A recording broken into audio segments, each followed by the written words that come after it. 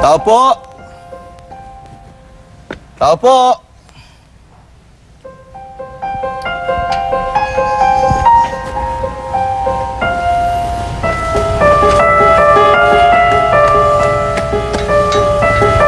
Asan na si Tata Anselmo? Bakit hindi siya pumunta sa bayan? Kasi matanda na po si Lolo.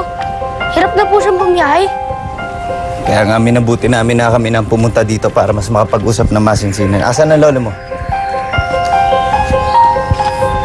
Baka naman tinatago mo lolo mo dahil mayroon siyang kondisyon sa'yo na hindi namin po pwede makita. Ganun ba? Hoy! Anong kondisyon ang sinasabi mo, ha? Anong kondisyon yun? Oh. Makita nyo na nga, oh. Hirap na kaming humarap sa bisita dahil matatanda na kami. Tapos bubulabugin nyo pa kami. Pero sandali, ang akala ko kasi... Mr. Macario, kung kinukulit ninyo kami tungkol doon sa lupa na gusto nyo mabili, eh dinaramdam ko sabihin sa inyo na itong lupa namin eh hindi namin ito pinagbibili. Hindi kami interesado sa inyo. Hindi ko po alam ang tungkol sa alok-alok na yan, Tata Anselmo. Pero naparito po ako dahil may reklamo na may halimaw sa lupa niyo. Halimaw? Ba?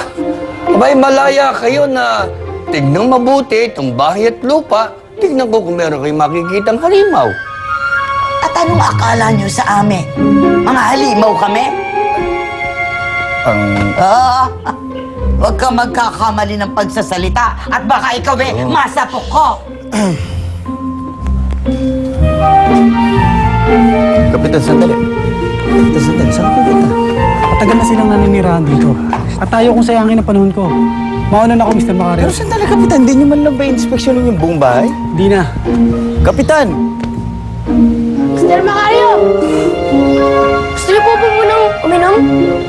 Mukhang kahulawa po kayo eh. Oo nga naman, Mr. Macario, mukhang malayo pa ang pinanggalingan ninyo. Salamat Sige po. Pagpasensyaan nyo na ho at wala naman ho talaga akong intensyon na magkaroon tayo ng problema. Ang akin lang ho maayos na usapan sana at kaya sana huwag niyong mamasamain ang pagpunta namin dito. Maraming salamat ho dito at nauhaw na rin ho. Sige.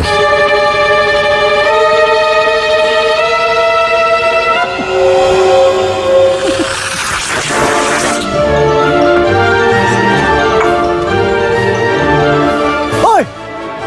Ano ginawa niyo sa akin? Bakit lumita ko? Bakit yung ginawa to? Ha?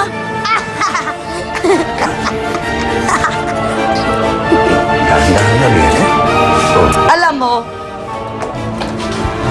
meron kaming na-discovering gamot na ginawa ng apo ko. Na pag yung gamot na yan ay nainom mo, lalabas ang nilalaman ng puso mo.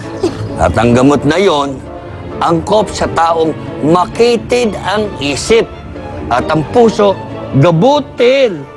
Oh, Kayo talaga matatanda kayo! Babalikan ko kayo! Tandaan niyo yan!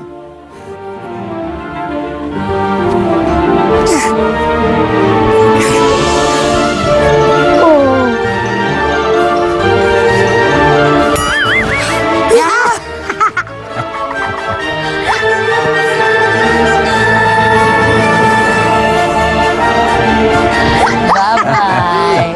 Bye-bye. okay, tayo na. Ayan, Galing, ha? talino. Siyempre po. Gagawa pa tayong gamot. Talino talaga po. Mana sa lolo.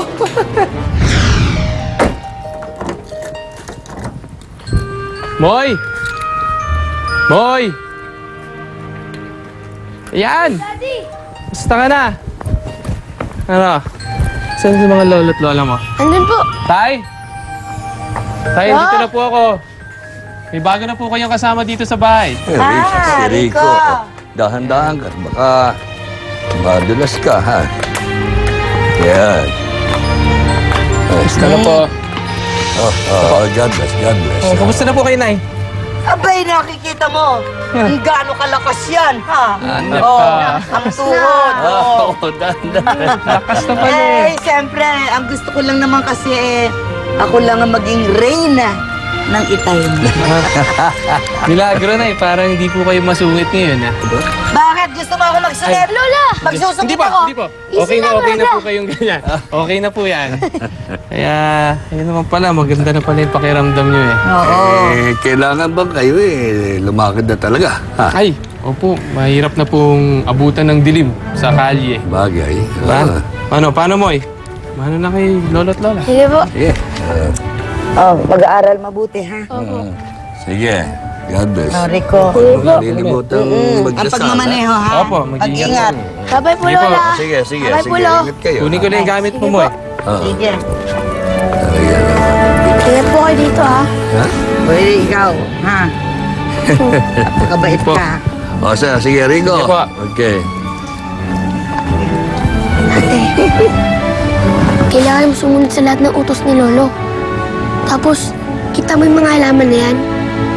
Bantayan mo yan, alagaan mo yan. Tapos, kausapin mo ng maayos. Sige, kung hindi, baka malagot ka. Sige, Bye-bye. sige po, Lo. Ingat. Ah, Lola, sige. babay po. Okay. Sige po. Paalam Moy. Paalam mo Moy.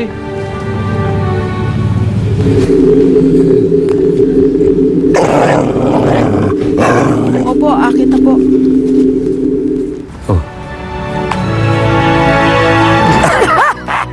Ikaw talaga, oh. Ayos ba? Ayos na ayos. Ikaw ang aking reyna.